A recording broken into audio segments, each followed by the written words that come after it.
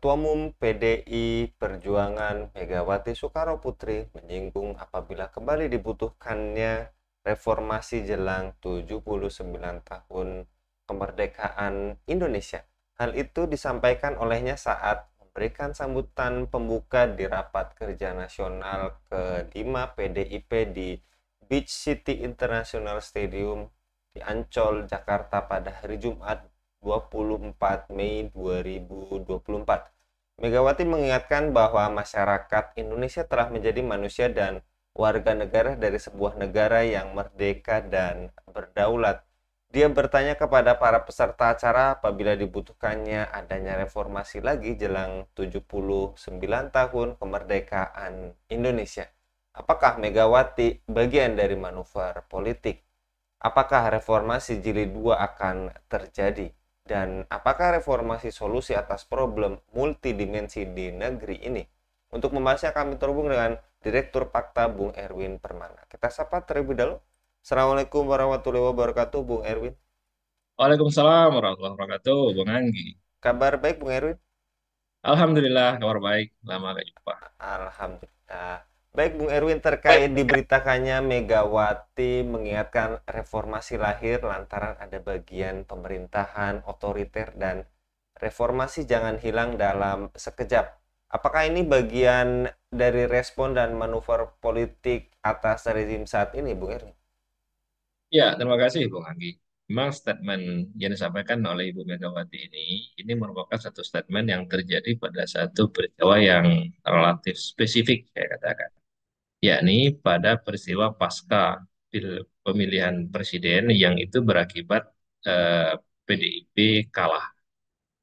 Yang mengalahkan PDIP itu adalah mantan kader PDIP sendiri, yakni Jokowi, yang didukung penuh selama PD, yang membuat Jokowi menjadi presiden itu juga merupakan PDIP yang menaikkan produk keluarga Jokowi, kekuasaan di Solo, terus kemudian di Medan, terus kemudian sekarang menjadi wapres. Itu mau tidak mau harus dikatakan ada andil PDIP di situ.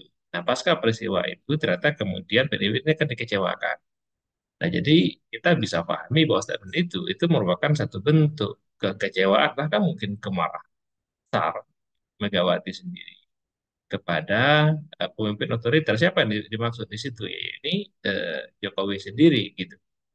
Ya, hanya saja memang statement ini kalau saya katakan lebih cenderung sebagai satu bentuk statement dualisme sikap. Kenapa? Karena di satu sisi Megawati berteriak sedemikian rupa kepada masyarakat, tapi di sisi lain kita melihat action PDIP itu secara politik itu tidak berbuat action apapun. Di satu sisi marah, tapi di sisi lain tidak nampak sikap nyata yang dibuat oleh, kita lihat misalnya di DPR. Di DPR itu sampai detik ini yang menjadi ruling partai, partai pemenang, penguasa parlemen itu adalah PDIP. Bahkan yang menjadi ketua DPR itu juga PDIP, yakni saudari Puan Maharani, yaitu juga merupakan putri dari Ibu Megawati sendiri, gitu. Nah, dalam mekanisme sistem ketatanegaraan sekarang ini kan ada mekanisme checks and balance. Ada mekanisme kontrol terhadap kekuasaan yang bisa dilakukan oleh DPR. Mestinya kalau memang seperti yang dinyatakan oleh Bu Megawati itu, jalankan dong mekanisme politik itu. Pakai dong instrumen-instrumen politik itu, toh yang menguasai parlemen adalah PDIP, yang memimpin DPR itu adalah Puan Maharani. Kenapa kemudian berteriak-teriak ke masyarakat? Masyarakat yang nggak ngerti apa-apa juga kan, masyarakat yang ketika pemilihan cukup ya diberikan sembako itu kehaluan politik. Nah, jadi sikap ini sikap yang sebetulnya sikap dualisme. Di satu sisi dia menyatakan kemurkaannya, tapi di sisi lain tidak, kita tidak melihat apapun dari PDIP. Nampakkan dong sikap-sikap itu secara real, secara nyata, melalui instrumen-instrumen politik yang ada. Impeach kayak melalui DPR gitu. Panggil ya, apa presiden itu kan, DPR memiliki fasilitas itu. DPR memiliki fasilitas untuk memanggil presiden, menyidang presiden, bahkan menjatuhkan presiden. Gitu. Kenapa kemudian instrumen itu tidak dipakai? Kalau hanya sebatas tidak saja, ormas, LSM, masyarakat sipil itu juga bisa melakukan itu, tidak perlu menjadi partai pemenang gitu. Apakah kemudian ini sebagai sebuah gertakan sambal? Ya, akhirnya saya membaca begitu. Ya, menjadi sebuah gertakan sambal gitu ya menjelang pelantikan presiden baru supaya kemudian PDIP juga kebagian, ya supaya nanti PDIP juga kebagian kursi supaya kemudian PDIP nggak apa nggak kehilangan banyak gitu. Akhirnya membaca begitu gitu. Mana sikap PDIP yang selama ini orang ketahui sebagai kalau oposisi itu oposisi sejati.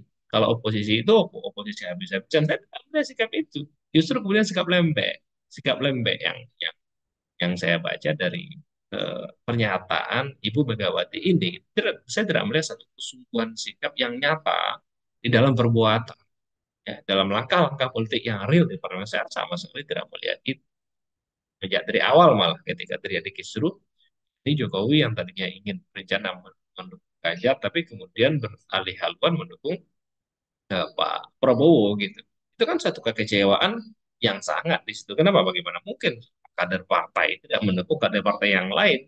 Justru kemudian dia berikan dukungan dan orang lain yang itu merupakan berbeda haluan partai politik itu sebuah sebuah pelanggaran. Mestinya mekanisme sudah berjalan dari saat itu. Walaupun Bu Jokowi, Ibu Megawati sudah menyindir dia, tapi hanya sebatas sindiran.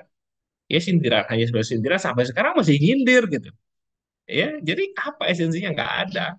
Resultantnya menurut saya nol. Iya, Bu.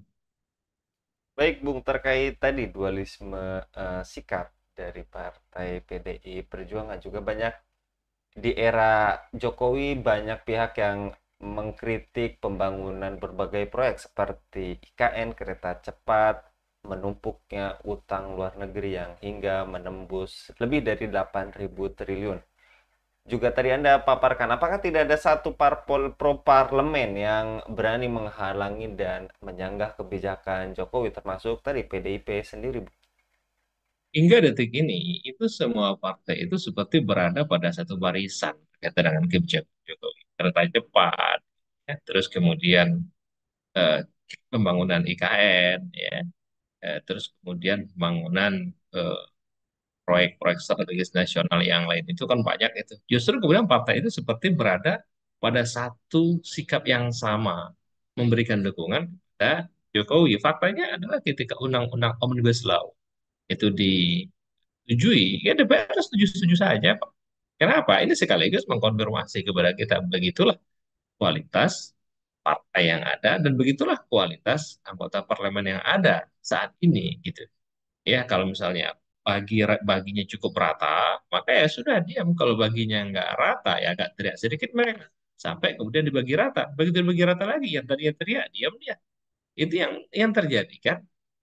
Ini satu hal yang mungkin sudah sama-sama kita kita pahami lah berkaitan dengan kelakuan-kelakuan yang semacam ini. Jadi nyaris tidak ada satu partai ya, yang bisa kita handalkan ya untuk kemudian menjadi semacam kontrol yang powerful terhadap setiap kebijakan-kebijakan yang eh, dilaksanakan oleh Jokowi. Kalaupun dari area kecil ya, yang nggak signifikan, ya, sebutlah misalnya kayak PKS, itu kan masih menyampaikan aspirasi masyarakat terhadap kebijakan-kebijakan yang itu dipandang itu tidak adil. Jadi apa artinya PKS gitu lah? Kalau begitu apa arti masuk parlemen juga kalau begitu kan? Kalaupun misal dia menjadi suara suara dominan di DPR misalnya PKS kemudian dia menjadi suara dominan di DPR, apakah kemudian dia bisa mengarahkan kebijakan itu betul-betul sesuai dengan ideologi partai? Enggak juga. Tetap yang akan berjalan itu adalah ideologi demokrasi itu sendiri yang memisahkan agama dari kehidupan. Ideologi demokrasi itu sendiri yang berorientasi kepada sekularisasi yang pada akhirnya berorientasi kepada kapital, kepada para pemilik modal, ujung-ujungnya tetap ketimpangan, ujung-ujungnya tetap ketidakadilan gitu. Ya jadi hari ini nyaris pada akhirnya nyaris tidak ada satupun partai yang bisa diharapkan oleh masyarakat yang bisa menjadi balance of power, menjadi penyeimbang kekuasaan yang menggigit hari ini. Ini sebentar lagi juga mau dipotong ini gaji untuk tapera, tabungan perumahan rakyat itu. PNS, gaji karyawan, semuanya merupakan masyarakat kita ini gajinya. 73% masyarakat Indonesia itu yang bergaji, itu hidupnya di akhir bulan itu sudah ngutang. Jadi tutup lubang, gali lubang. Lah ini mau dipotong lagi. Allah, bagaimana nanti nasib masyarakat? Mau ya dipertimbangkan. Diri sedikit lah. Kan kebijakan ada di mereka, data. Dari mereka, data itu digunakan sebagai basis untuk membuat kebijakan. Kebijakan apa? Kebijakan mensejahterakan kehidupan masyarakat.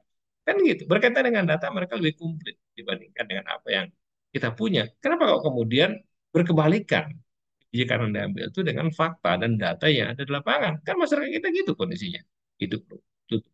Dulu bang, malah mau dipotong lagi dengan TPR. Udah ditandatangani kan kemarin ya. Perpres apa itu. Demikian, Bung. Baik, dan terakhir Bung, apakah reformasi akan terjadi? Kemudian reformasi bisakah menjadi solusinya, Bung? Ya, kalaupun ada area-area ke sana, dan pada akhirnya kalaulah misalnya reformasi itu terjadi, itu menurut saya hanya akan membuang-buang energi saja. Reformasi yang pertama itu tidak hasil. Tidak ada satu nilai yang berarti yang bisa kita lihat untuk membangun negeri ini. Coba apa perbedaan masyarakat sebelum 98 dengan setelah 98? Nilai apa yang dihadirkan? Gitu. Tiranisme ya sekarang apa tidak ada yang namanya tiranisme kekuasaan? Ada kok tiranisme kekuasaan. Dan zaman Pak Harto dengan zaman sekarang tiranisme kekuasaan itu tetap ada.